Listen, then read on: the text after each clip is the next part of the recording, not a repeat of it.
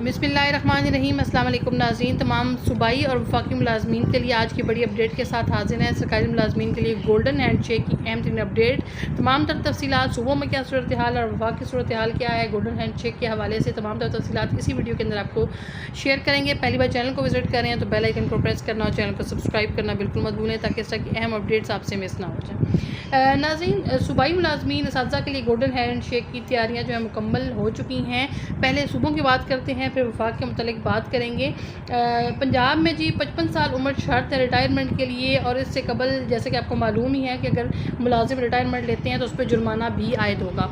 अब जी सुनने में ये आ रहा है कि असातिज़ा के लिए गोल्डन हैंड शेक की तैयारियाँ मुकम्मल की जा चुकी हैं। 50 साल से ज़ायद उम्र और 25 साल सर्विस वाले जो है इससे फ़ायदा उठा सकेंगे, मुस्तफ़ीद हो सकेंगे। महकमा एजुकेशन ने असातिज़ा के लिए गोल्डन हैंड शेक स्कीम जो है शुरू करने की ऑलमोस्ट तैयारी मुकम्मल कर ली है। ज़राए के मुताबिक ये स्कीम उन असातिज़ा के लिए होगी जिनकी तालीमी काबिलियत मास्टर्स से कम, यानी कि MA की डिग्री उनके पास नहीं है, उससे कम उनकी एजुकेशन है और उम्र 50 साल से ज़्यादा है और सर्विस का दौरानिया कम से कम 25 साल हो चुका है। तो पॉलिसी के तहत इस साल के आखिर में या अगले साल के शुरू में रिटायरमेंट उनको ऑफ़र की जाएगी और इब्तदाई मरले में यह सहूलत सिर्फ उन मुलाजमीन को दी जाएगी जो रज़ाकाराना तौर पर जो है मुस्ताफ़ी होना चाहेंगे या इस्तीफ़ा लेना चाहेंगे। और महकमा के मुताबिक किसी भी स्कीम को इख्तियार करने पर उन्हें मजबूर नहीं किया जाएगा, बल्कि ये मुकम्मल तौर पर रजामंदी पर मबनी काम होगा। और हुकूमती ज़राए का कहना ये भी है कि पॉलिसी का मकसद ये है कि तजर्बाकार मगर तवील सर्विस वाले असातिज़ा को बाइज़्ज़त जो है रिटायरमेंट और बेहतर माली पैकेज फराहम किया जाए। लेकिन यहाँ पे जो है अब एक सवाल ये उठता है कि पॉलिसी का मकसद तो कहा जा रहा है कि तजर्बाकार मगर तवील सर्विस करने वाले असातिज़ा को बाइज़्ज़त रिटायरमेंट दी जाए, लेकिन अगर देखा जाए अभी जो पेंशन्स के ऊपर कट लगाया गया है पंजाब में, ख़ुसूसन 2 दिसंबर का जो नोटिफिकेशन आया, वो नोटिफिकेशन इसके बाद सबसे कम पेंशन जो है अगर देखें तो पंजाब में बन रही है। ये अलाउंसेस जो ख़त्म कर दिए गए पंजाब में, अलाउंसेस सिरे से ही ख़त्म कर दिए गए, जबकि वफाक ने ये अलाउंसेस रखे हुए हैं। डिस्पैरिटी अलाउंस की अगर बात करें, पंजाब में मुलाजमीन सबसे ज़्यादा उसके तगदो कर रहे हैं। वहाँ पर मुलाजमीन अभी तक जो है उनको कोई मुस्बत रिस्पांस नज़र नहीं आया डिस्पैरिटी रिडक्शन अलाउंस के हवाले से।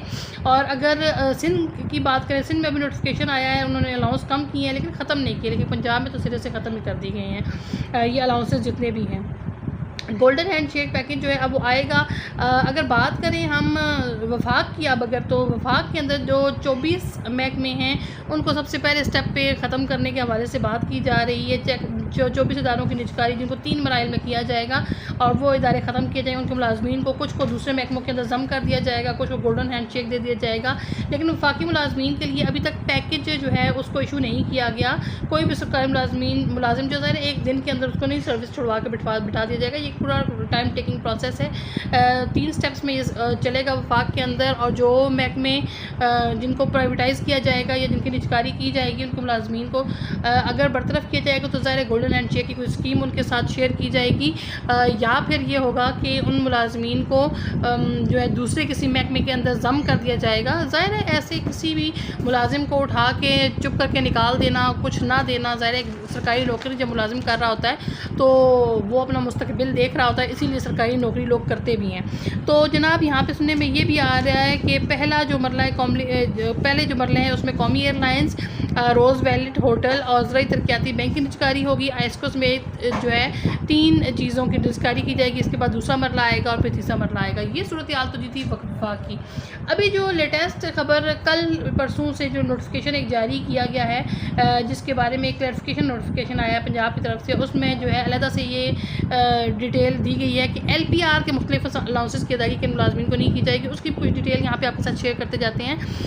तो स्पेशल अलाउंस 2009 जो है 20% वो मुलाजमीन जो LPR पर 120 दिन से ज़्यादा अरसा गुजारते हैं उन्हें ये अलाउंस नहीं दिया जाएगा। सिविल सेक्रेटरीट अलाउंस 100% और गवर्नर हाउस अलाउंस जो है 50%। ये दोनों अलाउंसेस परफॉर्मेंस बेस्ड चूँकि होते हैं, लिहाजा ये LPR के दौरान काबिल अदायगी नहीं होंगे। इसे अगर बात करें यूटिलिटी अलाउंस की, तो ये अलाउंस LPR के दौरान दिया जाएगा, जैसा कि 2017 के फाइनेंस डिपार्टमेंट के लेटर के अंदर ये चीज़ वाज़े तौर पे बयान भी की गई है। और 2022 और 23 का जो एडहॉक रिलीफ अलाउंस है, ये दोनों अलाउंस जो है पूरे LPR पीरियड के दौरान काबिल अदायगी होंगे, जैसा कि फाइनेंस डिपार्टमेंट की मुतलका जो सर्कुलर लेटर है उसमें वाज़े तौर पर ये चीज़ बयान की गई है। तो LPR के दौरान कुछ अलाउंसेस जैसे कि आप देख लें यूटिलिटी अलाउंस और एडहॉक रिलीफ जो है वो मुलाजमीन को दिए जाएंगे। जबकि कुछ अलाउंसेस ऐसे हैं, जैसे उन्होंने एग्जांपल ये भी साथ दी है कि स्पेशल अलाउंस जो है 2009 सेक्रेटरीट का, और गवर्नर हाउस अलाउंस जो है वो मुलाजमीन को नहीं दिया जाएगा। तो ये थी नाज़रीन आज की अहम तरीन अपडेट। वीडियो को मुकम्मल देखने का बहुत शुक्रिया। वीडियो पसंद आई है तो लाइक और शेयर करना और चैनल को सब्सक्राइब करना भी बिल्कुल मत भूलें। बहुत जल्द दोबारा हाजिर होंगे ताज़ा अपडेट के साथ। अल्लाह हाफिज़।